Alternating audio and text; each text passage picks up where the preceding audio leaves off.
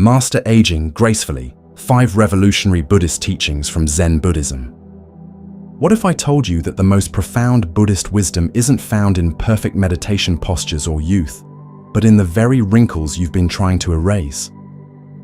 Imagine discovering that each grey hair, each creak in your joints, each moment of forgetfulness isn't a failure, but actually the universe's most patient teacher.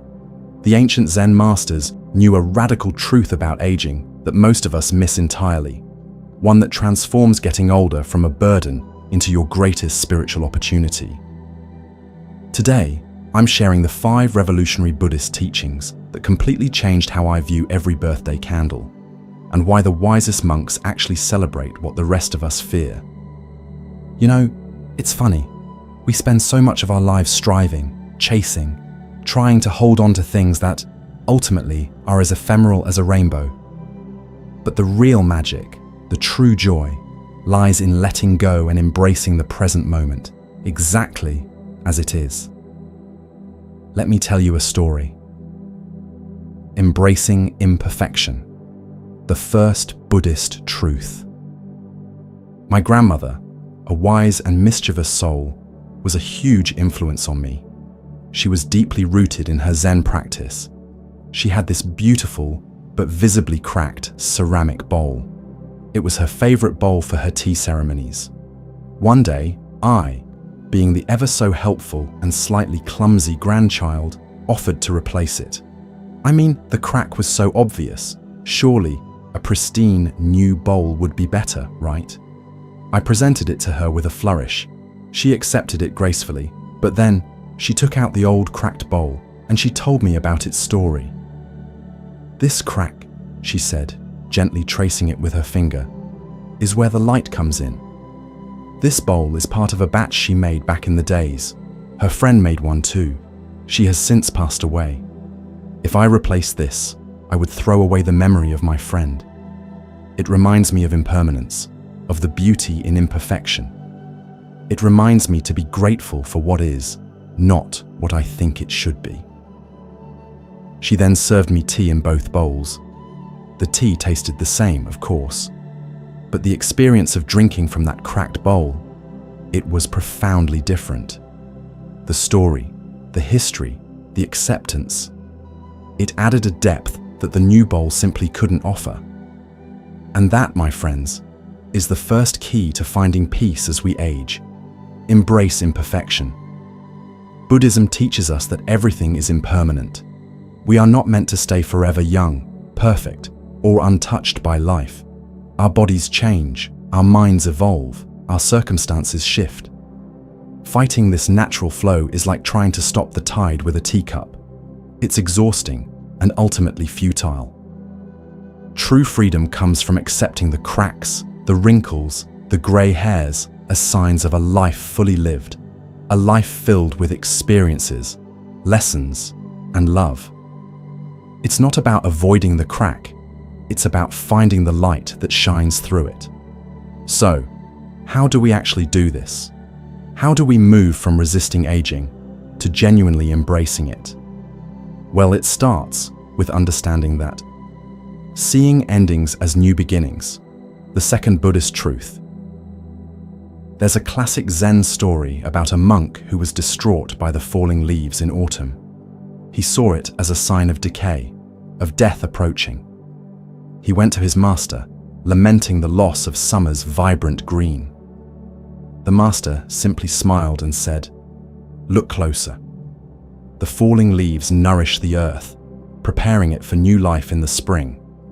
They become the foundation for future growth." That monk was so focused on what was ending that he completely missed the beauty of what was beginning. And that brings us to our second truth. See endings as new beginnings.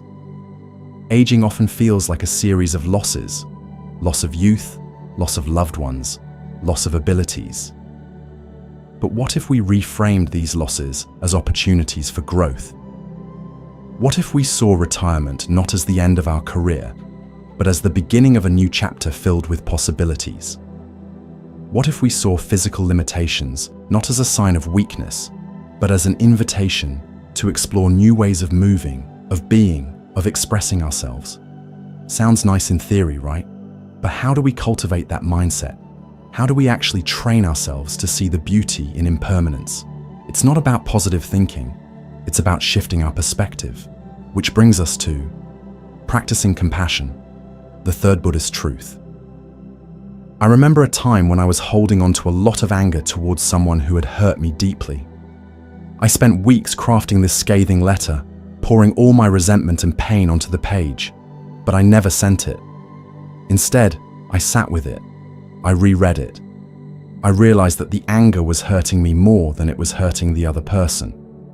I then took that letter and I made a commitment to myself to burn it and forgive the person. I then committed myself to meditation. Through the meditation, I understood and embraced the suffering they are facing. In the process, I learned the importance of finding forgiveness within myself, which leads us to our third truth: practice compassion. Now, compassion isn't just about feeling sorry for others. It's about understanding their suffering, recognizing our shared humanity, and responding with kindness and empathy. It starts with being compassionate towards ourselves, accepting our own flaws and imperfections. It extends to being compassionate towards others, even those who have wronged us. As we age and inevitably experience more pain and loss, compassion becomes an essential tool for navigating life's challenges. Okay, so we're embracing imperfection, seeing endings as new beginnings, and practicing compassion. But what about the fear of the unknown? What about the anxiety that comes with facing our own mortality? Cultivating acceptance, the fourth Buddhist truth. There's a Buddhist teaching often told in the monasteries about a gardener who was planting seeds. A curious child asked him, "How do you know these seeds will grow into beautiful flowers?" The gardener replied, "I don't know. I have faith. I prepare the soil. I water the seeds. I provide the conditions for growth. The rest is up to nature." The gardener understood that he couldn't control the outcome, but he could focus on creating the right conditions. And that's our fourth truth: cultivate acceptance. Acceptance isn't about resignation or giving up. It's about acknowledging reality, understanding that some things are beyond our control, and choosing to focus our energy on what we can influence.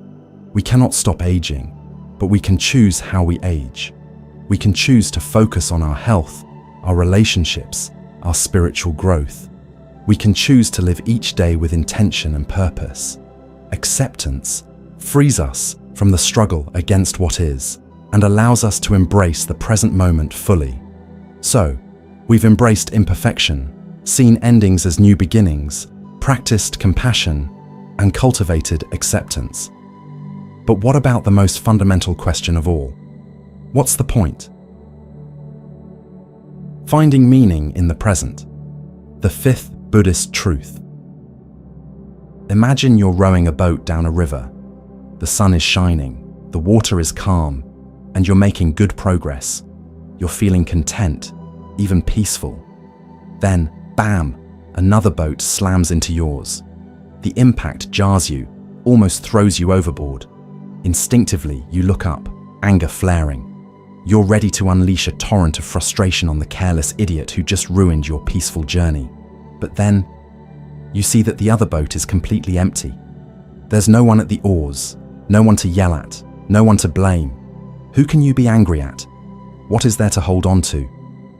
This, my friends, is a classic Zen koan, a riddle designed to shatter our habitual ways of thinking.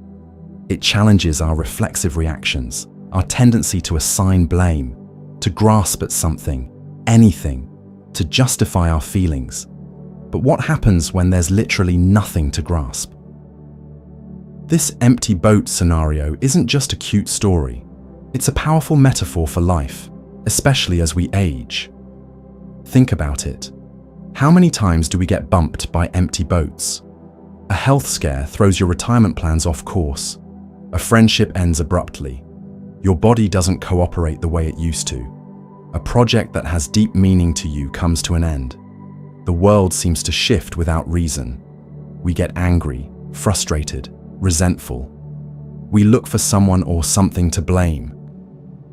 A few years ago, I knew someone who poured their heart and soul into their job.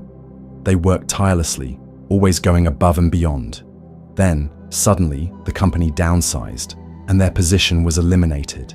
They were devastated. They were furious and angry. They raged at his boss. They blamed the company. They stewed in resentment. They saw it as a personal betrayal, a sign that their hard work meant nothing. But eventually, after weeks of struggling, they had a moment of clarity. They realized that the company's decision wasn't a reflection of their worth. It was just a business decision, an empty boat bumping into their life. While the anger was valid, holding on to it was only hurting them. They finally began to process and realize that the business downsize wasn't their fault. Just like with the boat, no one was at the wheel. The blame wasn't the thing to hold on to, but rather the freedom in taking control. And that brings us to our final crucial truth as we navigate aging. Find meaning in the present. The empty boat reminds us that life throws curveballs, often without reason or explanation. Ultimately, the meaning of our lives isn't something we find in the past, in our accomplishments, or in the future, in our aspirations. It's something we actively create in the present moment, through our actions, our relationships, and our connection to something larger than ourselves. This becomes even more vital as we age.